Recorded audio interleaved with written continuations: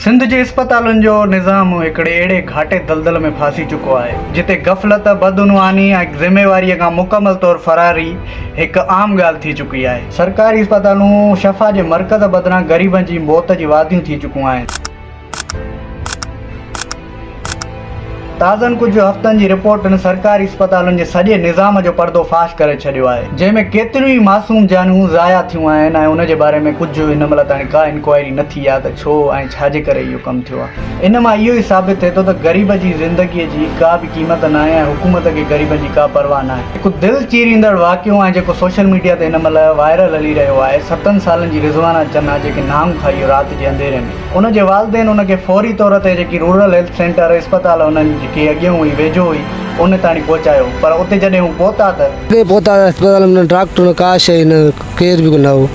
वरी साईं सदर वठतड़ कई, उहे पोइ आया डॉक्टर बि न ॿिया अलाए केरु उहे जेको आया। उते न MBBS डॉक्टर मौजूदु हुयो, न ई का अहिड़ी का सहूलियत हुई, बिजली ताणी उते न हुई ऐं वालिदेन खे पाण लाइट हणी पई पंहिंजी नींगरीअ ते।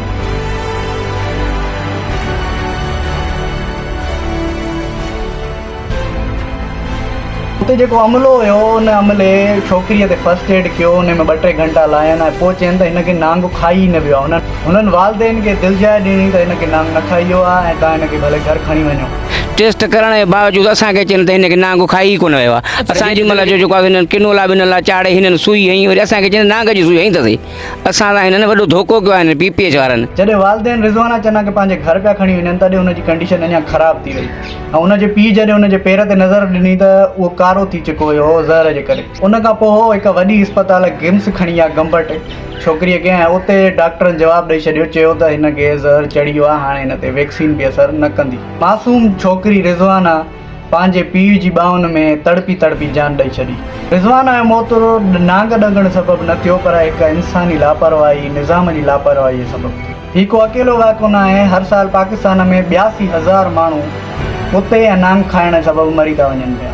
इन मां 80% मौत निज़ाम जी लापरवाहीअ सबबु थिए थो। डॉक्टर मौजूदु न आहे, टेस्ट करण में देरी, वैक्सीन न आहे, वैक्सीन एक्सपायर आहे ऐं ॿी का सहूलियत न आहे। इन बहिराण जो वॾे में वॾो मर्कज़ PPH आहे जेको सिंध जे ॻोठनि जा 1140 रूरल हेल्थ केयर सेंटर संभाले रहियो आहे। PPH जी बजट जेकी आहे 16 अरब रुपया आहे, पर हिननि जो कमु बिल्कुलु ज़ीरो आहे। PPH जी जेके अस्पतालूं आहिनि उहे ग़रीबनि लाइ कोस घर बणियल आहिनि। जेको बुनियादी हक़ आहे ग़रीबनि जो, फ्री मेडिकल हेल्थ केयर, उहो ई ग़रीबनि खे नथो मिले त गवर्नमेंट खां अञा छा उमेद रखे। इन खां बि ख़तरनाक आहिनि गवर्नमेंट अस्पताल, government based rural health care centre.